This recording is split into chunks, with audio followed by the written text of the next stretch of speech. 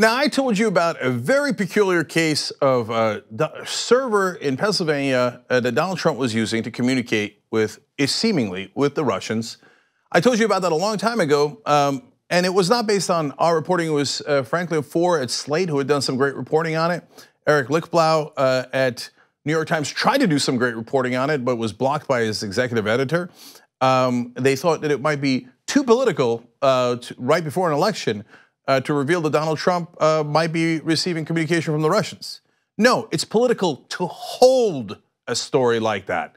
That is a political decision you're making when you have a story. They eventually ran the story, but with a completely misleading title, saying that the FBI basically had concluded that Trump is not working with the Russians. Now, they've of course reversed that, and it was never true in the first place. I'm about to show you what is true. Now, there's some new details with great reporting from Dexter Filkins at the New Yorker. And if you've never heard this story before, it is amazing, and in my opinion, conclusive proof that at least someone on the Trump campaign very, very clearly communicated with the Russians. If you don't believe it, I think after you look at the evidence, there might be something wrong with you. So we'll get to that in a second. And so first, I'm just asking everybody to keep an open mind here and look at the evidence, okay? And obviously we'll put a link to the actual article down below if you're watching on YouTube or Facebook later in the description box where all the links always are, so you can read it for yourself. It's a long one. Here, let me summarize. First of all, they talked to a group of computer scientists who are prominent and apparently monitor the internet in ways that we were not aware of before. I told you about this in the last story. And Filkins explains, its members sometimes work with law enforcement or for private clients, but mostly they acted as self-appointed guardians of the internet, trying to thwart hackers and to keep the system clean of malware. Guardians of the galaxy, if you will. Now, there's a guy named Max, that's a pseudonym that he's using because he doesn't want to be outed. And he is among these computer scientists. But again, the reporters have confirmed that he is in fact a prominent computer scientist, the guy who worked on this and asked many other computer scientists, dozens, including professors who are experts in this area, to also look at the evidence to see if he was getting anything wrong. And they all concluded, no, it is exactly right. And Max, it turns out, was a John McCain Republican. So not only was he not biased against Republicans, initially what he saw was, oh, the Russians hacked into the Democratic servers. So they're probably trying to do the same thing to the Republicans. So he thought to himself, quote, we were trying to protect them. By them, he means the Republicans. He initially took on this task of looking around to see if the Russians were trying to tap into anything else, hack into anything else, to protect the Republicans. Hey, they don't get hacked into like the Democrats did. But he found something else completely. So here's what he found out. In the small town of Lititz, Pennsylvania, a domain linked to Trump organization seemed to be behaving in a peculiar way. Well, they looked into it a little further. Why does Trump even have a server there, and why is it receiving these bizarre messages from specific folks? Well, examining records of the Trump domain, Max's group discovered D.N.S. lookups from a pair of servers owned by Alfa Bank, one of the largest banks in Russia. Alfa Bank's computers were looking up the address of the Trump server nearly every day. Boy, that's really weird. And here's what Max had to say about it. We were watching this happen in real time, and we thought, why the hell is a Russian bank communicating with a server that belongs to the Trump organization and at such a rate? Now, there was a lot of different explanations after he came out with that story initially, or Slate did. But things like spamming and spoofing, they're all absolute nonsense. I'll get to that in a minute as well. But certainly, when you first look at it, it raises almost a literal red flag, but not a red scare. This is actually based on evidence. And he goes, okay, that's weird. Let's look into it more and see if there's a logical explanation. But the part that to me last time I explained was the clincher, was the second largest entity looking and communicating with that Trump server in Pennsylvania. And so he found the same thing. So here it is. Only one other entity seemed to be reaching out to the Trump organization's domain with any frequency. Spectrum Health of Grand Rapids, Michigan.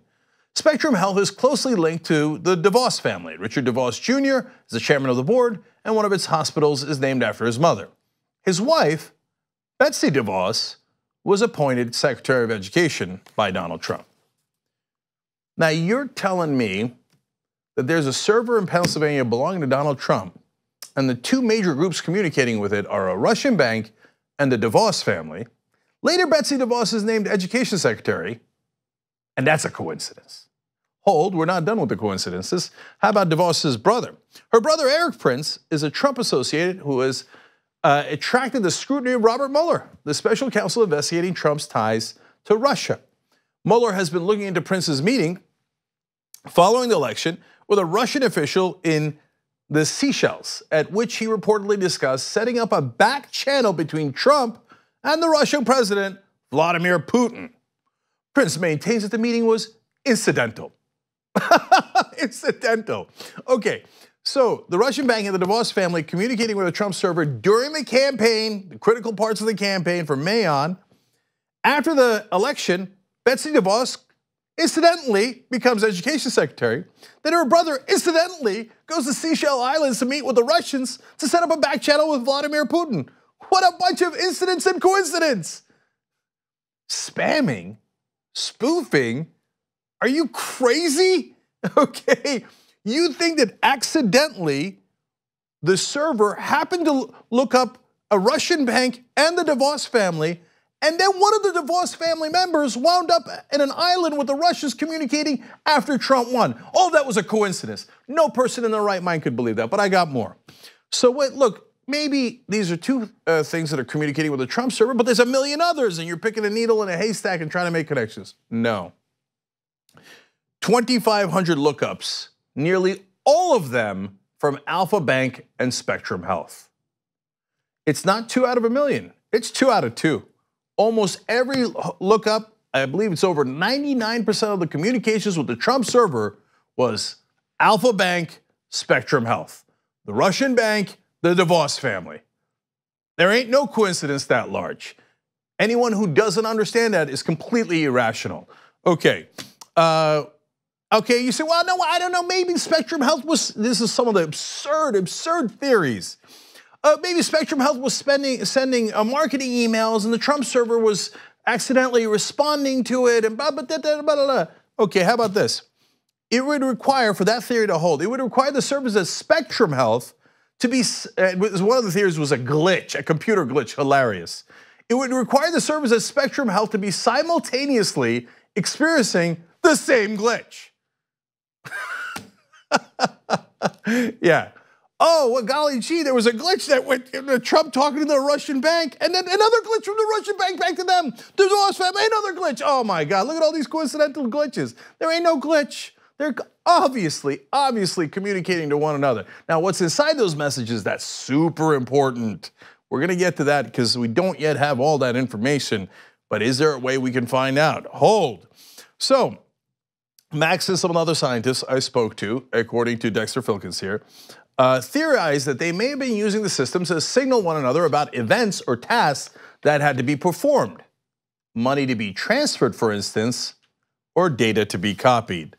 Ding, ding, ding, ding, I believe we have a winner.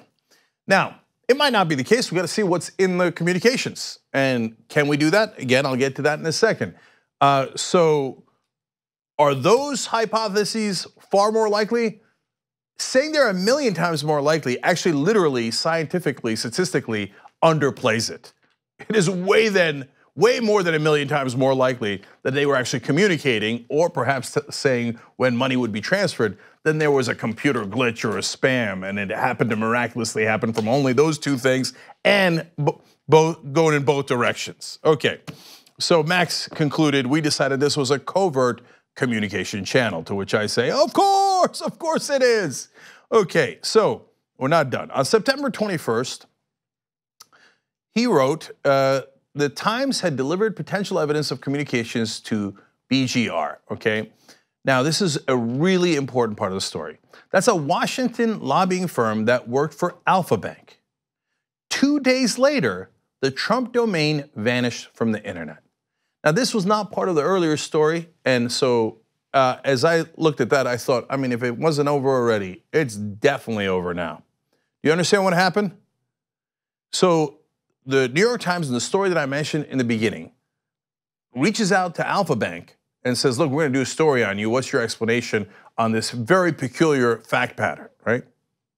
At that point, Alfa Bank doesn't shut it down. Trump shuts it down. But wait a minute, they never contacted Trump. Oops. Maxis Group was surprised.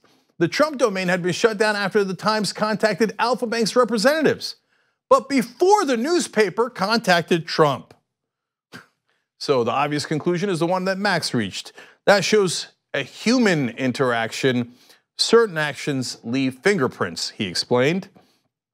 Now, if you were just communicating and there was just spam going back and forth, investigators would tell Alfa Bank, how would Alfa Bank send a spam to the, of course not. No, someone actually had to pick up a phone and say, they're on to us, and so the Trump server cuts off. How in the world would they have known unless they were already communicating to Alfa Bank? Okay, for 4 days, the servers at Alfa Bank kept trying to look up the Trump domain. Then 10 minutes after the last attempt, one of them looked up another domain, which had been configured to lead to the same Trump organization server. Well, if it was spam or a glitch, why would the server continue to try to look up, the Alfa Bank guys try to look for a Trump server and then find a second one? They miraculously, in their random sending of marketing emails, found a second Trump server? No one in their right mind could believe that. No one. In fact, here's Paul Vixie from Far Right Security saying, why did Alfa look up either name, and especially the second name? Well, there is no logical explanation for that unless they knew what the second name was and they were told to look that up, and they did, so they could reestablish the line of communication. Now, here is what the latest is in terms of whether we are ever going to find out what was in those communications. Did those communications happen? Absolutely. Were they a sign that the Russians and someone in the Trump administration were communicating and hence colluding? Absolutely. Absolutely. You'd be crazy to think otherwise. And if you are, I don't know. Maybe you got a dog in the fight. Maybe you have already been in a certain position and you've maintained it for so long, you don't want to see straight. But this is overwhelming. Now, will we find out what was in those communications? Now, here's really bad news before I get to the good news. In June 2017, Trump nominated Brian Benczkowski, a lawyer who had overseen the Stroz Friedberg report for Alfa Bank, to lead the criminal division of the Justice Department. Oh no. So here's what happened. First of all, the law firm representing the Russian oligarchs and this bank was a law firm that Don McGahn worked at. Do you remember who Don McGahn is? He's the White House counsel. So he gets hired to be White House counsel after his firm works on this case. Now, the guy who was in charge of the so-called investigation that Alfa Bank did once they were exposed was this guy, Brian Benczkowski. And he concluded, oh yeah, I talked to Alfa Bank and they say it was a coincidence and we're done with it. That's that guy. Appears to be a complete and utter fraud. Now I get it. He's a lawyer, gets paid to lie basically on behalf of his clients. Really? You looked at an investigation and were like, oh, no, coincidence. Yeah, let's wrap this up. Oh, who did the investigation of Alfa Bank? Oh, Alfa Bank. Oh, wow, okay. They hired the Stroz Friedberg to do it, and Stroz Friedberg, after being paid by Alfa Bank, concluded Alfa Bank was awesome. Now, the guy who led all that at the law firm is now the guy who is at the head of the criminal division of the Justice Department. So if something is rigged, it is rigged in favor of Donald Trump. The Democrats objected. Of course, the Republicans steamrolled him, and he was confirmed. This is the corruption that is happening. And New Yorker explains he and, referring to Richard Durbin, and other Democratic senators were especially troubled that Benczkowski would not commit to recusing himself from dealing with Mueller's investigation, even though he had worked for 2 of Russia's leading oligarchs. You worked at the law firm that led the investigation, so-called investigation, into clearing Alfa Bank. You work for 2 of the Russian oligarchs. That's at the center of the Mueller investigation. Will you recuse yourself? He's like, of course not. Remember why Trump is so mad at Jeff Sessions? Because he recused himself. This guy was not hired to recuse himself. He was hired not to recuse himself. He was hired with this, it appears, with this specific intent. Make sure you get in there and you're our guy on the inside. He's not a small little guy. He's the head of the criminal division at the Justice Department that oversees the FBI. So that's the corruption that's going on. So where's the hope? Well, the Democrats have asked us for this in the past, but if they win the House in about 3 weeks, they can stop politely asking and they could subpoena. So what are they asking for? The Democrats implored the majority, and again, they won't have to implore much longer, potentially, depending on how the elections go, to force Sendin, that's the company that dealt with the server, to turn over computer data that would help determine what had happened. Those records could show who in the Trump organization used the server. There would probably also be a record of who shut down the Trump domain after the Times contacted Alfa Bank. Sendin might have records of any outgoing communications sent by the Trump organization. Now, I don't know that they do. I don't know what information they have. I don't know if Mueller's already got that information. I do know that Democrats, if they win the majority in the House, will be looking for that information. And my God, if they save the communications inside those messages that went back and forth, game over. Now, until you have those communications, could you prove all this in a court of law? Well, maybe they were talking about tennis. Maybe they were trading food recipes. Now, you and I know, if you're anywhere within the universe of rational, that that's not what was happening. But we don't know for certain with specificity enough to prove in a criminal case what happened. But those messages, they know. So will they be able to get the messages? Will Trump's lackeys at the Justice Department block the investigation? Will the Democrats be able to subpoena the records? Do they exist?